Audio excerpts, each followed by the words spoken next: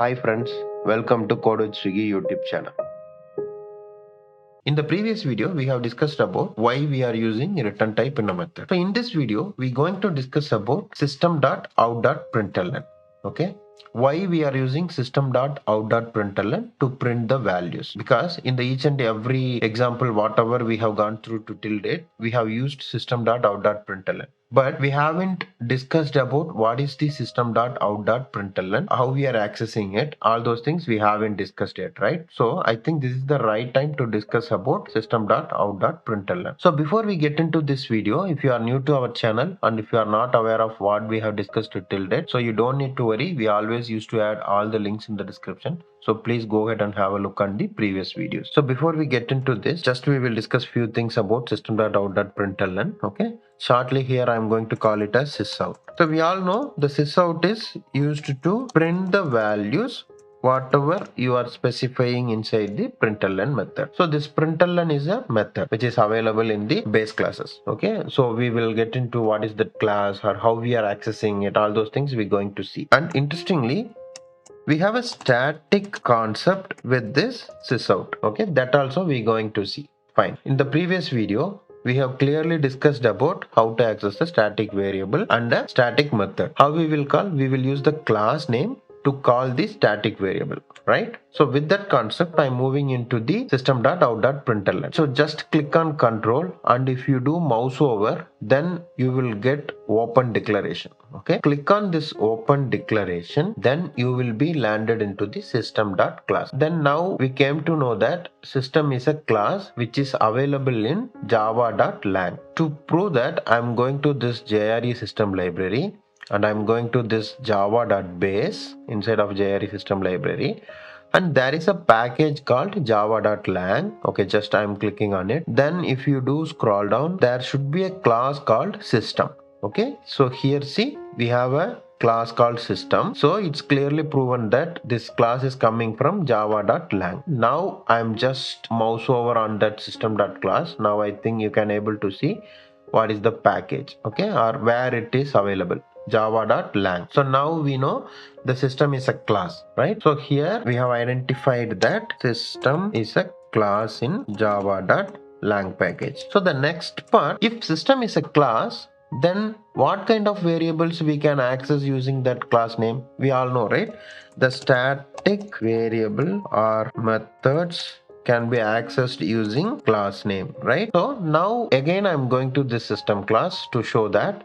So here I'm going to say control O and I'm going to type like out. Okay, see, now I'm getting only one output out of this. We all know it's mentioned with S, right? So if anything is mentioned with S, then that is the static variable or a method, right? So just I'm going to click on this. So here, what is this? This is the variable. So what is this out? This is the object, and which is created for a print stream class. Okay, so just mouse over it and click on it. So we are getting a print stream and it's a class also. Fine. So that's proven that the print stream is a class. Okay, so here they have created an object for print stream and they have named that object as out and they have initialized it with null and they marked it as final. If it is final, then you cannot change it. So the final keyword we haven't discussed yet, but we will have a separate video for that. For time being, try to understand if anything is marked as final, then that is the constant. Okay, then you cannot change the value. If you go to our program and if you say system dot, see, you will get all the static methods and variables, right? Fine. Here one of the option is out. So I'm selecting out. Now what we are having, system.out. Okay, again if you go to the system class, the out is the object of print stream, right? So now I'm going to this print stream. Then I will look for, is there any method called println? Okay, I'm going to look for that. See, there are few methods which is available with println.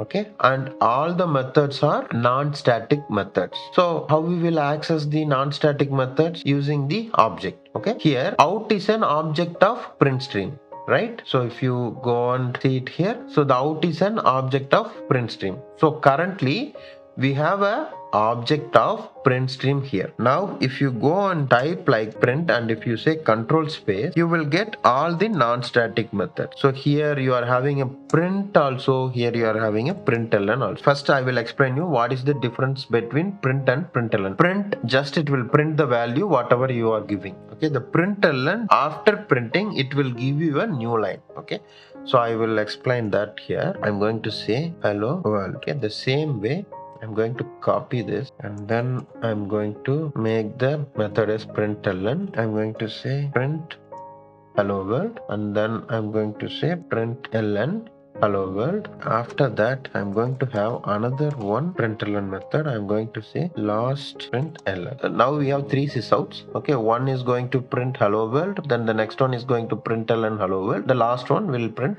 last println. Fine. Now I'm going to run this program. See what is the output we are getting. So after the print hello world, okay, we are not getting any new line. That's the reason the next print is coming after that itself. Okay, but after the println hello world, the last println is printing in the next line, right? So what it means, this println is giving one new line after whatever you have in the println method. I think now you got some idea about what is the difference between print and println. Fine. With that said, again I'm going to take this one statement to explain about println. Okay, so if you go and click on this println, then whatever value you are giving, it's just printing here. If you go into the writerlen, just they are printing it and then they are giving a new line after the whatever value you are passed, that will get printed, then they are adding a new line here. In that same way, if you go and have a look on the control O, then print, so here we have a method called write. If you get inside of this, so after printing this, they are not giving any new line. So this is the main difference between println and print. To conclude this, the system is a class. Okay, so inside of system class, they are having a object for print stream, and that object is created with a static. So now whenever you call system.out, then automatically you will get the object for print stream. After we got the object for print stream, you can easily access the methods whatever you have inside the print stream, right? So that's the reason, even though the println method is a non-static method, we have created an object here. We are directly accessing this println using that object. Now I think you got some idea about what is the real meaning of system.out.println. Still, if you guys have any doubt in this, please feel free to put your comments in the comment box so that I will try to have a look and revert back to you as soon as possible. Thanks for watching our videos. Please subscribe our channel for more videos like this. Keep supporting us. Thank you.